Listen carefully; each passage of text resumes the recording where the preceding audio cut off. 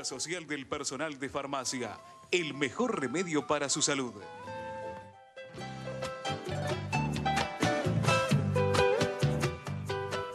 Bueno, habíamos cerrado el bloque anterior hablando de la reforma previsional, la declaración de inconstitucionalidad del artículo 12, este tema de cómo se actualiza tu jubilación.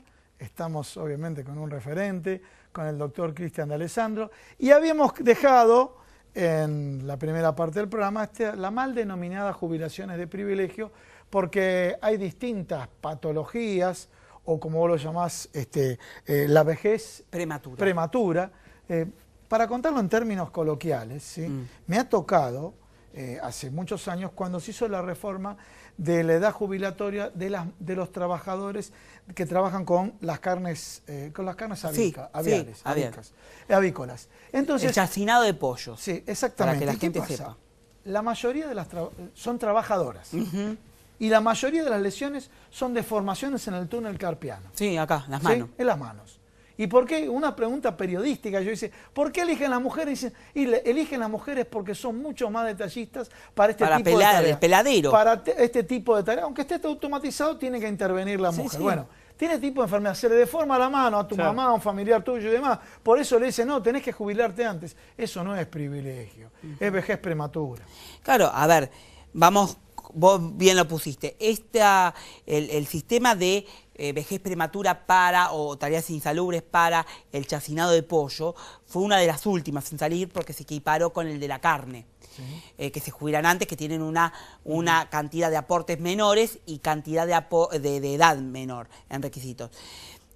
A ver, es porque están en frío, en cámaras de frío, o porque justamente el peladero le provocan en la actividad diaria un desgastamiento, o un desgaste, mejor dicho, de la salud, que eso hace que la vejez se adelante.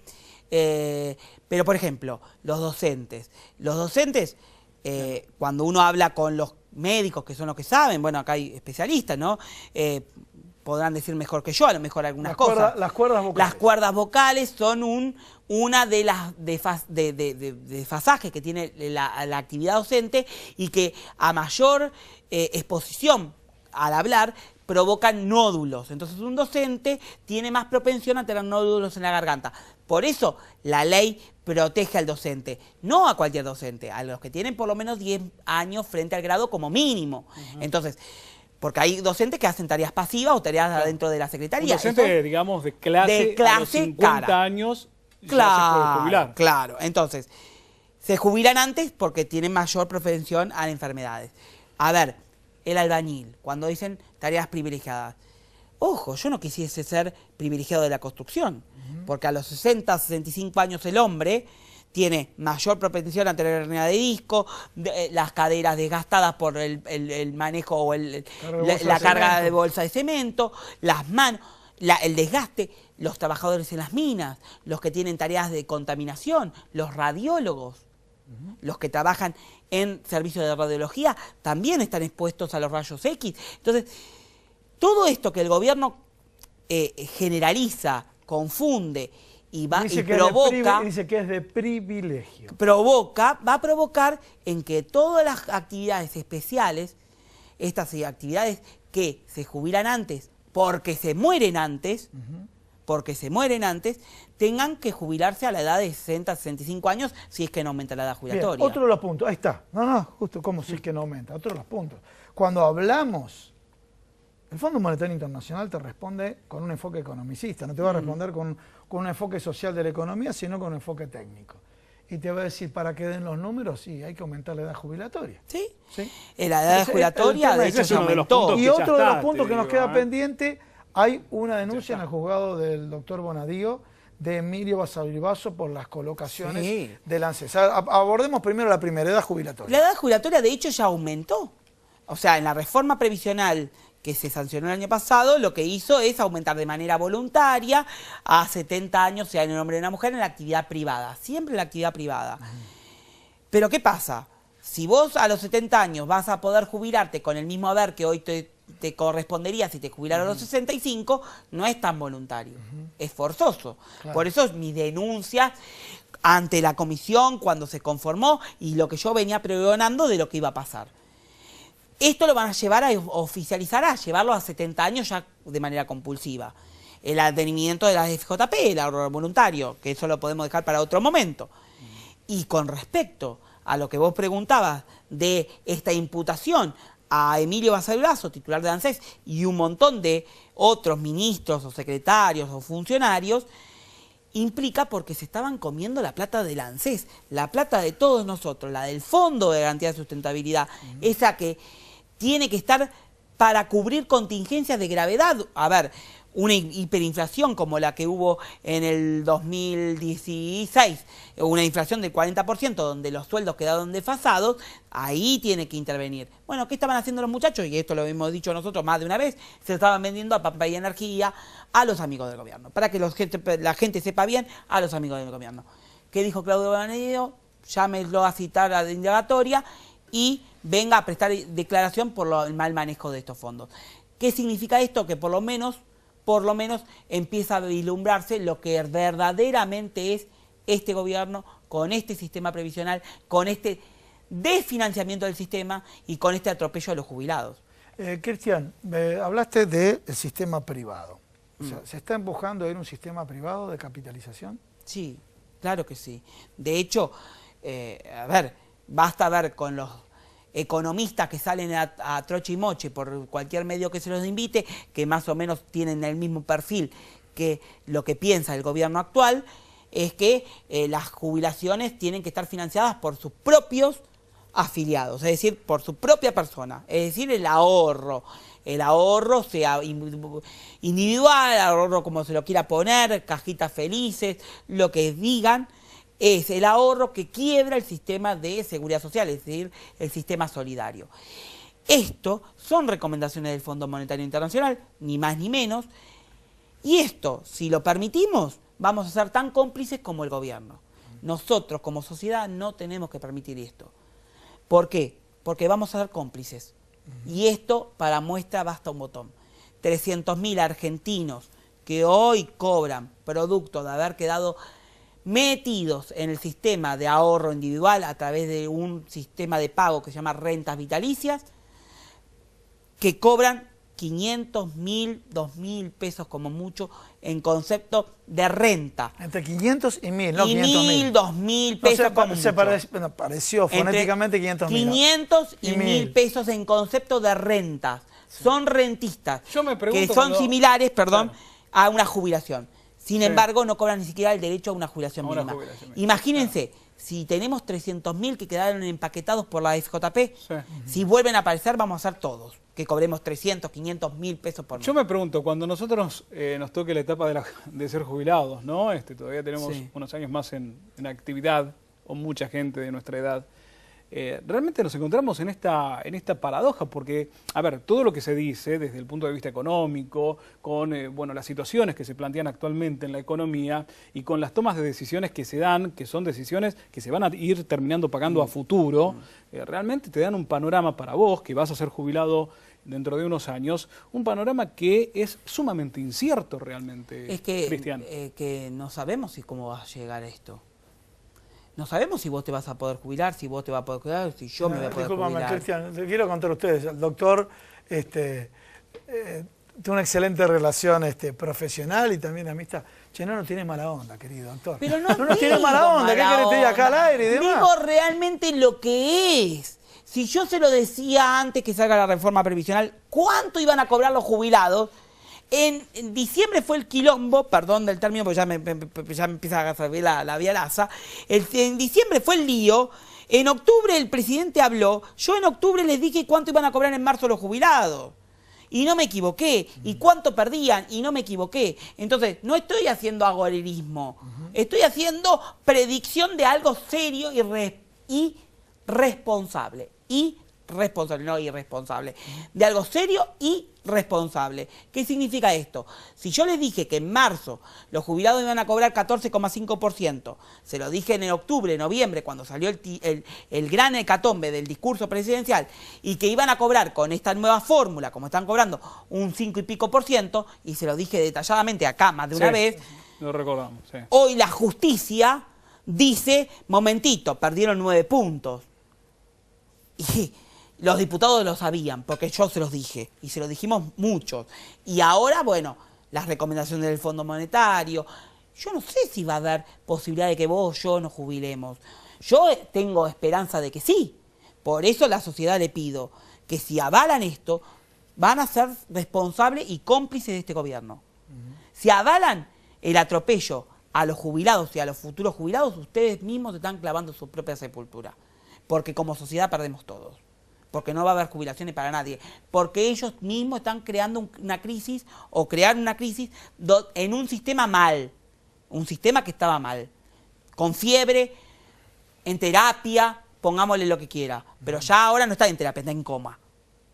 Entonces, de terapia a un coma hay una diferencia, pero de terapia intermedia a terapia intensiva podíamos haberlo bajado.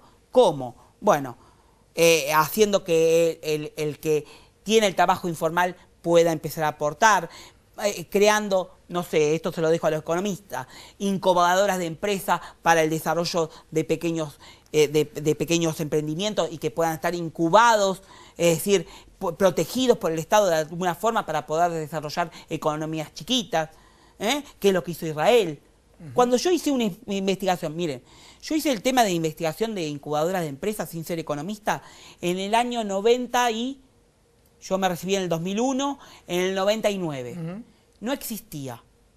Y yo ya hablaba de las incubadoras de empresas para el desarrollo local. Que el Estado contenga y los privados contengan a pequeños empresarios o pequeños emprendimientos. Sí. Modelo, Entrepreneur. Modelo israelí.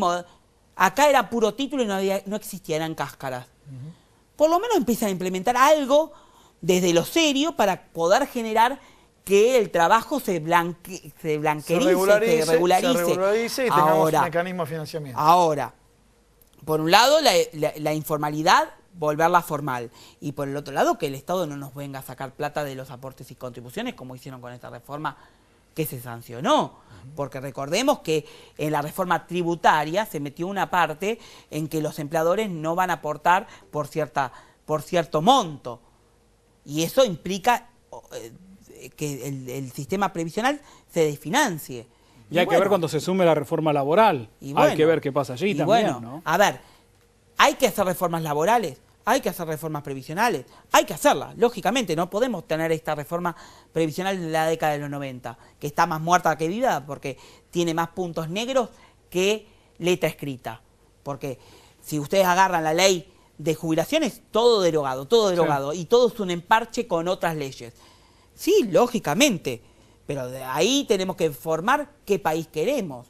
Un país individualista, donde el ahorro privado sea el sustento del futuro jubilado, el sistema del ahorro y la cacerolera, que ahorrás para conseguir la cacerola y al último momento de la cuota que conseguiste para pagar tu cacerola, la famosa cacerola tal, se te va la cacerolera, te quedaste sin el ahorro que hiciste, sin la cacerola. Bueno, esto pasó en la FJP.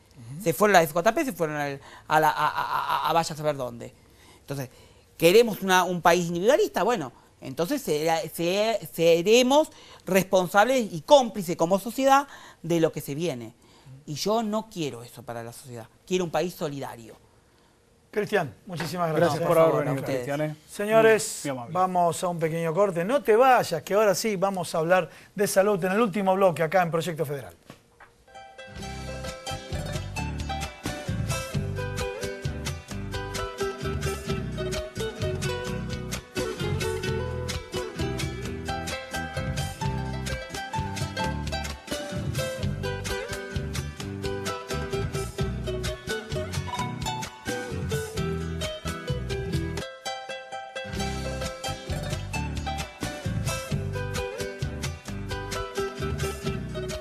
muy bien, seguimos nosotros en Proyecto Federal tocando, como ustedes ven, temas realmente de mucho peso, de mucha importancia, que nos sirvan también para pensar, para razonar, para tener diferentes visiones, posturas, interpretar qué sucede y qué pasa. Pero bueno, vamos a dar un vuelco de página y llega el momento de la salud.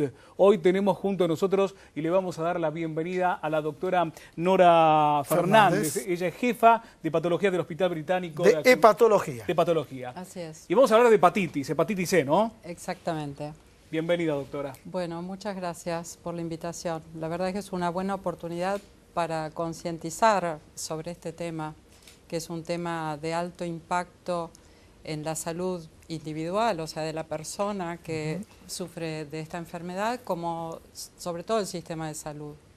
La hepatitis C tiene como característica que suele ser una enfermedad silenciosa, una infección silenciosa, y que a lo largo de los años transcurre provocando daño hepático muy lentamente, pero progresivo, porque habitualmente no es una infección que se resuelva espontáneamente, y esto lleva a la larga al desarrollo de cirrosis, de insuficiencia hepática, necesidad de trasplante muchas veces, y además del desarrollo de hepatocarcinoma, que es el cáncer originado en el hígado. De manera que esto es como les dije, un alto impacto en lo que representa para el paciente, pero además en los costos de la salud, para todo el sistema de salud. Doctora, ¿cómo puedo detectar de manera temprana que un familiar puede tener hepatitis C? El diagnóstico de la hepatitis C es muy simple porque se hace con un análisis de sangre. El tema es que este análisis no está incluido en los chequeos habituales, digamos. Uno puede tener un análisis, lo que llamamos nosotros un análisis de laboratorio de rutina, que incluya los análisis específicos del hígado. Estos pueden ser normales en una persona con hepatitis C. De manera que lo que hay que pedir es específicamente una determinación para detectar la presencia de anticuerpos contra este virus. Bien, eso en cuanto al análisis, pero a ver, sintomatología, o es asintomática en la Es primera. asintomática, se ha llamado la epidemia silenciosa justamente porque recién da síntomas cuando la enfermedad está avanzada, cuando están estas consecuencias tan graves que ¿Qué genera o cuáles son los factores externos que pueden generar la hepatitis C? Porque bueno, debe haber seguramente generadores internos del sistema inmunológico, supongo también, ¿no? Es una infección adquirida a través de sangre contaminada con el virus.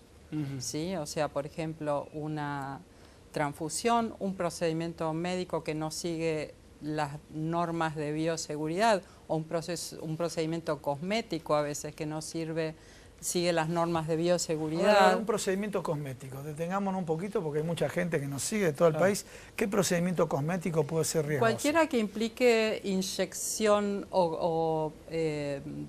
a veces se usan en consultorios ambulatorios de plástica, por ejemplo, inyecciones, todo lo que represente punciones, cortes, etcétera.